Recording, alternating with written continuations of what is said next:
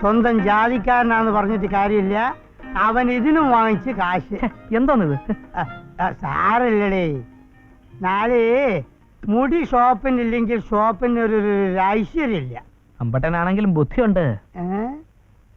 എന്താ പറഞ്ഞത്? അല്ല, അമ്പട്ടനാണെങ്കിലും ബുദ്ധിയുണ്ടെന്ന്. അമ്പട്ടനോ? എടാ മോനെ, 50 പട്ടര് കൂടിയതാണടാ ഒരമ്പട്ടൻ. അതായത് 50 പട്ടര ബുദ്ധിയുള്ളവനാണ് അമ്പട്ടൻ. മനസ്സിലായോ? പക്ഷെ കുരുട്ട് ബുദ്ധി ആയിരിക്കും. അത് ജീവിക്കാൻ വേണ്ടി. നേരം വിളിച്ചിട്ട് ഒരു ദരിദ്രവാസി ഇങ്ങോട്ട് കയറി വരുന്നില്ലല്ലോ. ഇവനൊക്കെ എന്താ പട്ടാളത്തിൽ പോയോ? അല്ലെ ഇവന്റെ ഒക്കെ തലമുടി വളരുന്നില്ലേ?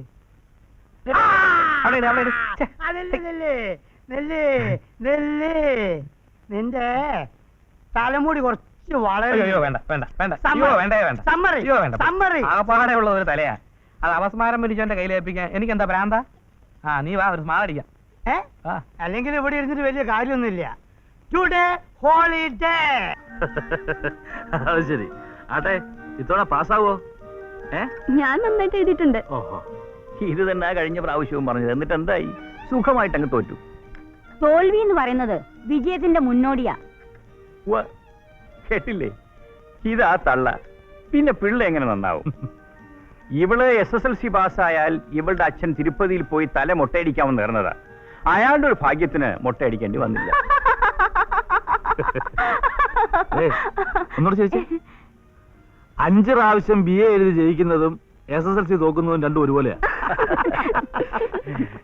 എന്നാലും വിദ്വാൻമാർക്ക് വെച്ച് വിളമ്പാൻ ഞങ്ങളെ തന്നെയല്ലേ കിട്ടിയുള്ളൂ. പെണ്ണുങ്ങളായ വെക്കാനും വിളമ്പാനും പഠിക്കണം. അതിനു മേലെ ഒരു പഠിപ്പും വേണ്ട. പറഞ്ഞു കൊടുക്കുക ചേച്ചി. ഇപ്പൊ അവര് യൂണിയനായി. നിന്റെ ഈ പാചക വിരുദ്ധുണ്ടല്ലോ, അതെന്റെ മോളെ പഠിപ്പിക്കണ്ട. എന്റെ വിരുദിന് എന്താ ഒരു കുഴപ്പം? കുഴപ്പമൊന്നുമില്ല. എന്റെ മോളെ കെട്ടുന്നവന്റെ കൂടെ അവൾ 2 ദിവസം ഒരുമിച്ച് താമസിക്കുന്നത് കാണാനുള്ള ആഗ്രഹം കൊണ്ട് പറഞ്ഞതാ. അപ്പൊ ഞങ്ങൾ ഇറങ്ങുന്നു. അല്പം ഓഫീസർക്ക് ബാക്കിയുണ്ട്. ഓ, ഒരു അത്യാവശ്യ കാര്യം പറയാനായി ഇങ്ങോട്ട് കയറിയത്. അത് മറന്നു. ബാലുവിന്റെ കത്ത് വന്നിരുന്നു. അവന് കാവേരിയെ വളരെ ഇഷ്ടമായി. ഏട്ടനും ഏട്ടത്തിയമ്മയും കൂടെ എന്താണെന്ന് വെച്ചാൽ തീരുമാനിച്ചോളൂ എന്നാ അവൻ എഴുതിയിരിക്കുന്നത്. എന്ത് തീരുമാനിക്കാൻ? നമ്മൾ ബന്ധുക്കളാകാൻ പോവുക. ഞാൻ ഇന്ന് തന്നെ അവൻ എഴുതിക്കോളാം. ശരി.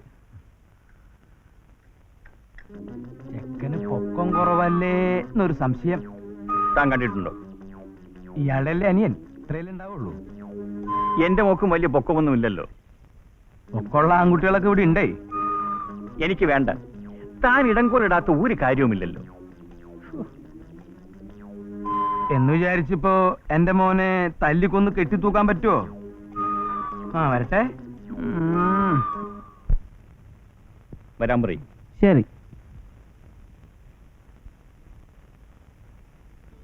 Good morning sir. Good morning. Yes. ഒരു ജോലി അന്വേഷിച്ചിറങ്ങിയാണ് സർ. എന്ത് ജോലി? സത്യത്തിനും ധർമ്മത്തിനും നിരക്കുന്ന എന്തു ജോലിയും ചെയ്യും സർ. നിങ്ങളൊരു രാഷ്ട്രീയ പ്രവർത്തകനാണോ? അല്ല. പിന്നെ ഈ വേഷം?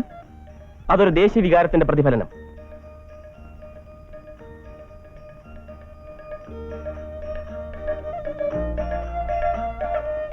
അപ്പോൾ അക്കൗണ്ടൻസി? അതെ സർ. ഓർമ്മ വെച്ച നാൾ മുതൽ എന്റെ ജീവാത്മാവും പരമാത്മാവും എല്ലാം അക്കൗണ്ടൻസിയാണ്. ഇരിക്കൂ. വേണ്ട സർ. എനിക്കൊരു അക്കൗണ്ടന്റിന് ആവശ്യമുണ്ട്. പക്ഷേ എന്റെ ചില ചോദ്യങ്ങൾക്ക് വ്യക്തമായ മറുപടി കിട്ടണം. ചോദിക്കൂ സർ. ഇരിക്കൂ. എന്താണ് നിങ്ങളുടെ ഹോബി? അക്കൗണ്ടൻസി. അതല്ലാതെ വായന. എന്തൊക്കെ വായിക്കും? ഞാനിതുവരെ വായിച്ചിട്ടുള്ളത് ഖുറാൻ, ബൈബിൾ, ഭഗവത്ഗീത, മാതൃഭൂമി. മറ്റൊന്നും വായിച്ചിട്ടില്ലേ? ഇല്ല. കാരണം? എന്റെ അച്ഛൻ നിർദ്ദേശിച്ചത് മാത്രമേ ഞാൻ വായിക്കാറുള്ളൂ. അച്ഛൻ എന്ത് ചെയ്യുന്നു? എന്റെ അച്ഛൻ ആദിത്യവർമ്മ രാജകുടുംബത്തിലെ അംഗമാണ് സർ. അപ്പോ ഇങ്ങനെ ഒരു ജോലി എന്തിന്? ഞങ്ങളുടെ കുടുംബസ്വത്ത് മുഴുവൻ സർക്കാർ കണ്ടുകെട്ടി. പ്രിവി പേഴ്സ് കിട്ടില്ലേ? വെറുതെ കിട്ടുന്ന ഒരു പേഴ്സും വേണ്ടെന്ന് അഭിമാനിയായി അച്ഛൻ തീരുമാനിച്ചു. നിങ്ങൾക്ക് സിനിമയിലും കായിക വിനോദങ്ങളിലും വലിയ താല്പര്യമായിരിക്കുമല്ലേ? ഞാനവയെ വെറുക്കുന്നു സർ. കാരണം? മനുഷ്യശക്തി ജനനന്മയ്ക്ക് എന്നാണ് എന്റെ പ്രമാണം. അതിരിക്കട്ടെ, ഈ അമിതാഭ് ബച്ചൻ എന്ന് പറയുന്ന ആളാരാണ്? ആരാണ് സർ? അമിതാഭ് ബച്ചൻ. അമിതാഭ് ബച്ചൻ. ഈ പറയുന്ന അച്ഛൻ ബൈബിളിലോ ഖുറാനിലോ ഭഗവത്ഗീതയിലോ മറ്റോ ഉള്ള ആളാണോ സർ? അല്ല. പിന്നെ എനിക്കറിയില്ല സാർ. മതി, എനിക്ക് തൃപ്തിയായി. ഞാൻ നിങ്ങളെ എന്റെ അക്കൗണ്ടന്റായി നിയമിച്ചിരിക്കുന്നു. Thank you sir, thank you. നിങ്ങളുടെ മോനെ കണ്ടാ മതി, ഉടനെ വർമ്മ സാറ് കാവേരി പിടിച്ച് കെട്ടിക്കും. ഹും. നീ നോക്കിക്കോ, ശശിയുടെ അനിയനെ കൊണ്ട് കാവേരിയെ കല്യാണം കഴിപ്പിക്കാൻ ഞാൻ സമ്മതിക്കില്ല. സമ്മതിക്കേണ്ടത് പെണ്ണിന്റെയും ചെറുക്കന്റെയും വീട്ടുകാരല്ലേ? അഥവാ ആ കല്യാണം നടന്നില്ലെങ്കിൽ തന്നെ ഇവിടുത്തെ പിശാചിനെ കൊണ്ട് കാവേരിയെ കെട്ടിക്കുമോ? ആ, അതിനുള്ള വഴി ഞാൻ അവന് പറഞ്ഞു കൊടുക്കും. പെണ്ണും ചെറുക്കനും പ്രേമിക്കുകയും ഒളിച്ചോടുകയും ചെയ്താൽ വർമ്മ സമ്മതിച്ചേ മതിയാവൂ. മനസ്സിലായോ? ഇങ്ങനെ നടക്കാത്ത സ്വപ്നം കണ്ടോണ്ട് ഇവിടെ ഇരുന്നു. നടക്കുമെടി, ഞാൻ നടത്തി കാണിച്ചു തരാം. ഹലോ, ഡാഡി അല്ലേ? ഞാനാണ് കാവേരി. വൈകുന്നേരം കോളേജിൽ ബാസ്കറ്റ്ബോൾ മാച്ച് ഉണ്ട്. ഡാഡി വന്നെ പിക്ക് ചെയ്യണം. ആ മോളെ, ഞാൻ ഗ്രൗണ്ടിൽ വന്ന് നിന്നെ പിക്ക് ചെയ്തോളാം. ഓക്കെ?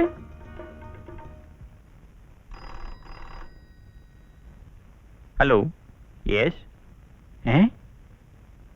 ജയന്റെയോ? I see. റോഡിൽ ബോധം കിട്ടു വീണോ? സ്ട്രോക്കോ? ഓഹോ, അയക്കാം, ഇപ്പോൾ അയക്കാം.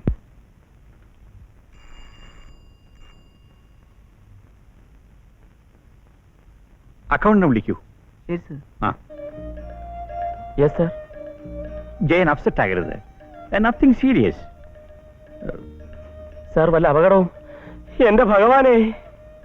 ഇല്ല, ഒരു കുഴപ്പവുമില്ല. ആട്ടെ, ജയന്റെ അച്ഛൻ എന്ത് പ്രായം വരും? ഒരു 19 വരും. ഓ ദൈവമേ, അപ്പൊ ഞാൻ പ്രതീക്ഷിച്ച തന്നെ സംഭവിച്ചു അല്ലേ? പ്ലീസ് ജയൻ, പ്രശ്നമൊന്നുമില്ല, ഒരു മൈനർ സ്ട്രോക്ക്. ഞാൻ ജയനെ ഹോസ്പിറ്റലിൽ ഡ്രോപ്പ് ചെയ്യാം. അയ്യോ, സ്ട്രോക്കാണോ? സാറ് വരണ്ട. അധികം ആളുകളെ കണ്ടാൽ ആ ഹൃദയം കൂടുതൽ തകരും സാർ. ഞാൻ അകത്ത് വരില്ല, പുറത്തു നിന്നോളാം. വേണ്ട സാർ, എന്നെ പോകാൻ അനുവദിക്കൂ സാർ. പോകാം, പക്ഷെ ഞാൻ... പ്ലീസ് സാർ, എന്റെ അച്ഛനെ കൊല്ലരുത് സാർ. Please please. ആ, പൊയ്ക്കുള്ളൂ പൊയ്ക്കുള്ളൂ. അച്ഛാ.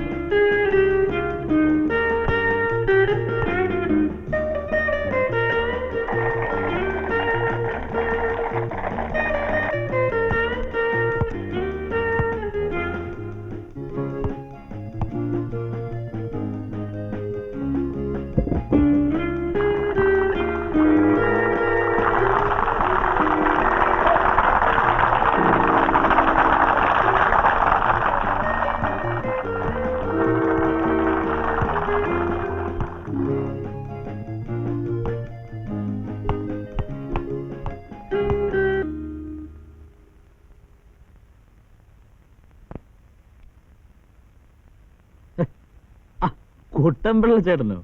എന്ത് പറ്റി? വഴി തെറ്റിയോ? ഏയ്, ഞായറാഴ്ച ആയതുകൊണ്ട് നീ ഉണ്ടാവും എനിക്കറിയാം. ആ, ഞാൻ കണ്ടുവരുന്നത് എന്താ പാർവതിക്കുട്ടിക്കൊരു ക്ഷീണം മാതിരി? ഒന്നുമില്ല.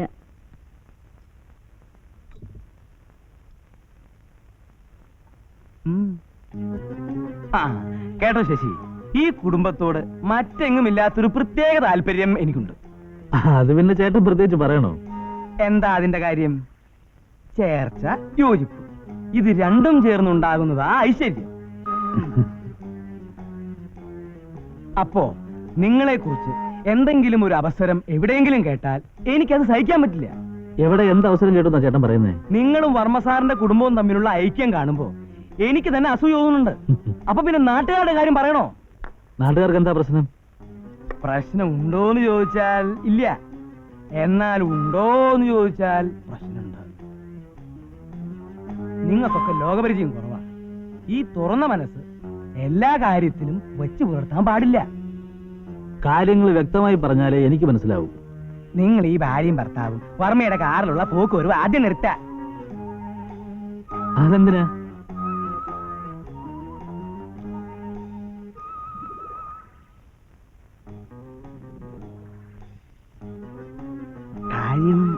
വർമ്മ ആള് വയസ്സനാണെങ്കിലും ഇന്നും വേഷം കെട്ടി ഇറങ്ങിയ മോസ്ലി പറയാണെന്ന് വിചാരിക്കരുത്. ശശിയെക്കാളും ചെറുപ്പ. അങ്ങനെ ഒരാളുടെ കൂടെ ശശിയും ഭാര്യയും ദിവസവും അയാളുടെ കാറിൽ പോവുക, നിങ്ങൾ നിങ്ങളുടെ ഓഫീസിൽ ഇറങ്ങുക, അവിടെ എന്ന് പാർവതി വർമ്മയുടെ കൂടെ കാറിൽ ഒറ്റയ്ക്ക് പോവുക, ഇത് അവിടെയാണ് കല്ലുകടി. ഏയ് അതിലെന്തെങ്കിലും തെറ്റായിട്ട് ധരിക്കുമോ ആളുകള്?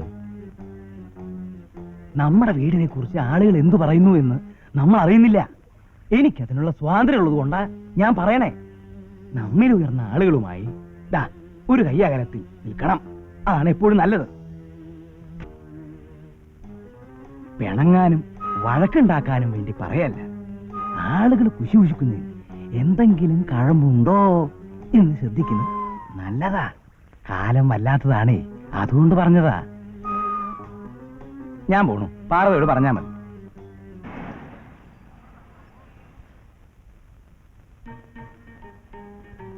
ശശിയേട്ടാ, ദേ വർമ്മ സാർ വന്നു, വേഗം ഇറങ്ങൂ.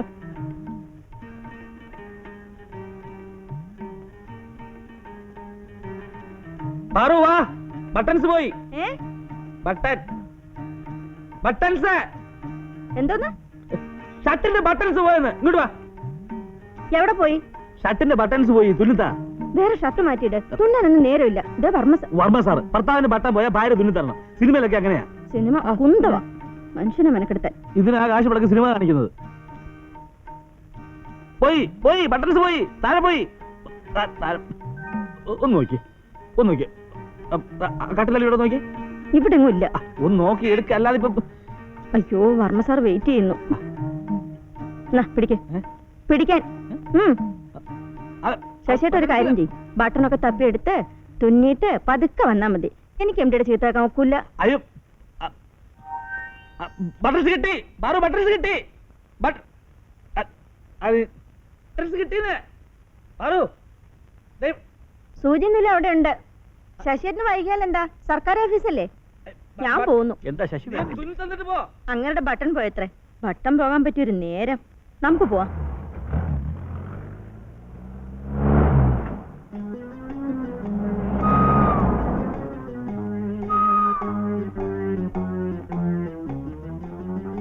ഇതെന്താ ഇന്ന് ഒറ്റയ്ക്കൊരു പോക്ക്? ശശി ലീവായിരിക്കും. ഈ പോക്കത്ര ശരിയല്ലാന്ന് ഞാൻ പറഞ്ഞാൽ സുഭദ്ര കുഞ്ഞമ്മയ്ക്ക് പിടിക്കില്ല. എന്ന് വെച്ച് പറയാനുള്ളത് പറയാതിരിക്കാൻ പറ്റുമോ? നാട്ടുകാരെന്തൊക്കെയാ കുശൂഷിക്കണേ.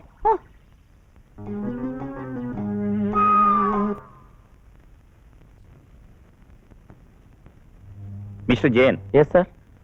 സ്പോർട്സിലും മറ്റും താല്പര്യം കാണിക്കുന്നവരെ എനിക്ക് ഇഷ്ടമല്ലെന്ന് ആരാ നിങ്ങൾക്ക് പറഞ്ഞു തന്നത്? സ്പോർട്സോ? എനിക്കൊന്നും മനസ്സിലാകുന്നില്ല സർ. ഇന്നലെ ബാസ്കറ്റ്ബാൾ ഗ്രൗണ്ടിൽ കിടന്ന് ചാടുന്നത് ഞാൻ കണ്ടല്ലോ. ഒന്നും ഒളിക്കണ്ട. ഞാനോ? അച്ഛൻ അസുഖമാണെന്ന് അറിഞ്ഞിട്ടും നിങ്ങൾക്കതെങ്ങനെ സാധിച്ചു? ഓ, ഇപ്പോൾ സാർ പറയുന്നതിന്റെ പൊരുൾ എനിക്ക് മനസ്സിലായി. ബാസ്കറ്റ്ബോൾ ഗ്രൗണ്ടിൽ സാർ എന്നെ കണ്ടെങ്കിൽ ഞാൻ ഒരു സത്യം പറയാം സാർ. ഞാൻ ഒരു സത്യം പറയാം സാർ. ഒരു നഗ്ന സത്യം ഞാൻ പറയാം സാർ. അത് എന്റെ അനിയനാണ് സാർ. അനിയനോ? അതെ സാർ. ഞങ്ങളുടെ കുടുംബത്തിന് അവനൊരു തലവേദനയാണ്. എന്നെ പോലെയല്ല. സ്പോർട്സും നൃത്തവും ഒക്കെ അവന്റെ ഇഷ്ടവിനോദങ്ങളാണ്. അപ്പോൾ സത്യമായിട്ട് നിങ്ങളല്ലേ? നിങ്ങൾ തമ്മിൽ കാഴ്ചയ്ക്ക് ഒരു വ്യത്യാസവുമില്ലല്ലോ. ഉണ്ട് സാർ, കാഴ്ചക്ക് വ്യത്യാസമുണ്ട് സാർ. അവന് മീശയില്ല. സാർ ശ്രദ്ധിച്ചോ ഇല്ലയോ എന്നറിയില്ല. അവൻ ചെയ്യുന്ന പല ബഹളങ്ങളും ഇതുപോലെ എന്നിൽ ആരോപിക്കപ്പെടാറുണ്ട് സാർ. അച്ഛൻ അയാൾ ഉപദേശിക്കാറില്ലേ? അമ്മയായിരുന്നു അവന്റെ എല്ലാം. അമ്മ പോയതിനു ശേഷം സാരമില്ല. അപ്പോ ഈ അനിയൻ എന്ത് ജോലി ചെയ്യുന്നു? ഒന്നും ചെയ്യുന്നില്ല സാർ. അയാൾ വലിയ നൃത്തക്കാരനാണല്ലേ? അതെ. ഞാൻ കണ്ടു. ഒരു കാര്യം ചെയ്യൂ, അവനെ നന്നാക്കാമോ എന്ന് ഞാനൊന്ന് നോക്കട്ടെ. എന്റെ വീട്ടിൽ വന്ന് എന്നെ ഒന്ന് കാണാൻ പറയും. വേണ്ട സാർ, അത് സാറിന് ഒരു തലവേദന ആയിരിക്കും. മിസ്റ്റർ ജയൻ, ഒരാളെ അങ്ങനെ ഉപേക്ഷിക്കുന്നത് ശരിയല്ല. ജയന്റെ അനിയനെ നേർവഴിക്ക് നയിക്കണം.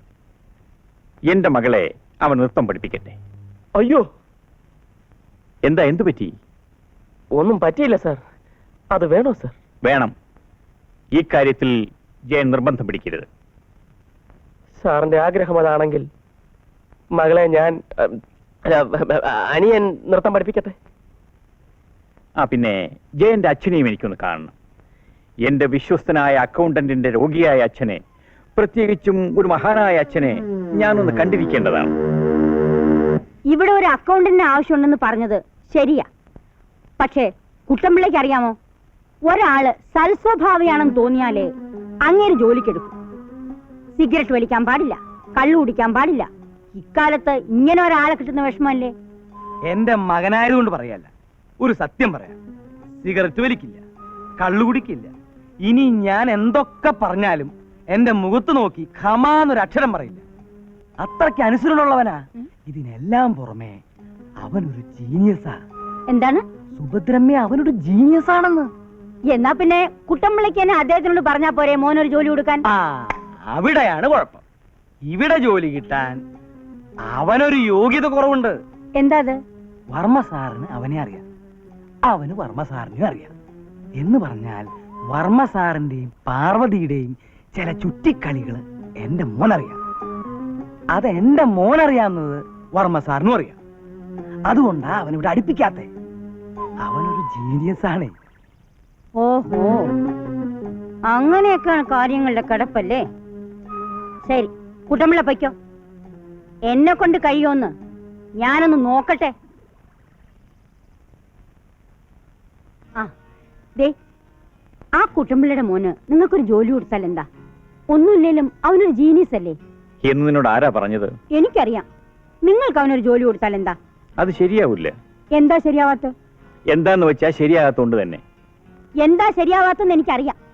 അവനെപ്പോലെ ഒരുത്തനും ഇവിടെ ഉണ്ടെങ്കിലേ നിങ്ങളുടെ പുറത്തുള്ള ന്യൂസ് മുഴുവനും ഞാൻ അറിയും. പിന്നെ ഞാനൊന്നും അറിയില്ലെന്ന് വിചാരിക്കരുത്. എനിക്കൊന്ന് പറയാനുണ്ട്. നമ്മുടെ അപ്പുറത്തുള്ളവരുമായിട്ട് അത്ര വലിയ അടുപ്പമൊന്നും വേണ്ട. അതെന്താ നിനക്ക് പെട്ടെന്ന് എങ്ങനെ തോന്നാൻ? നാട്ടുകാർ പറഞ്ഞു തുടങ്ങി. പിന്നെ നിങ്ങൾ അപ്പുറത്തുള്ളവളെയും കൂട്ടി കാറിലുള്ള ഈ ചുറ്റലുണ്ടല്ലോ, എനിക്കത്ര പിടിക്കുന്നില്ല. ദേ, നിങ്ങൾ അമ്പലത്തിലേക്ക് വരുന്നില്ലേ? ഇല്ല, കുറച്ച് ജോലിയുണ്ട്. എന്നാ ഞാൻ പോട്ടെ.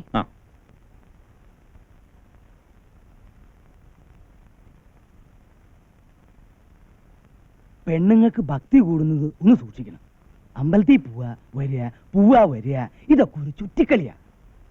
താൻ ഇതുവരെ ഏതെങ്കിലും ഒരു കാര്യം നല്ലതാണെന്ന് പറഞ്ഞിട്ടുണ്ടോ? വീട്ടിൽ കറണ്ട് പോയി, ഒന്ന് വന്ന് നോക്കുവോ? ഫ്യൂസ് പോയതായിരിക്കും. താൻ പോയി നോക്കിയിട്ട് വാ. എനിക്ക് ഈ കുന്ത്രാണ്ടത്തിന്റെ പണിയൊന്നും അറിയില്ല. തനിക്കറിയാവുന്ന ഒരേ ഒരു പണിയേ ഉള്ളൂ, പരദൂഷണം. വാ.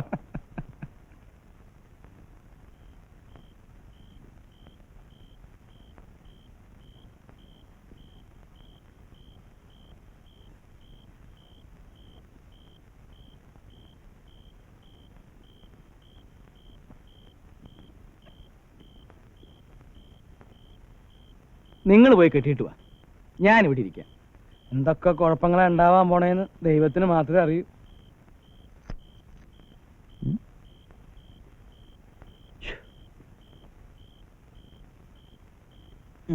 എല്ലാം പഴകി ദ്രവിച്ചു തുടങ്ങിയതല്ലേ.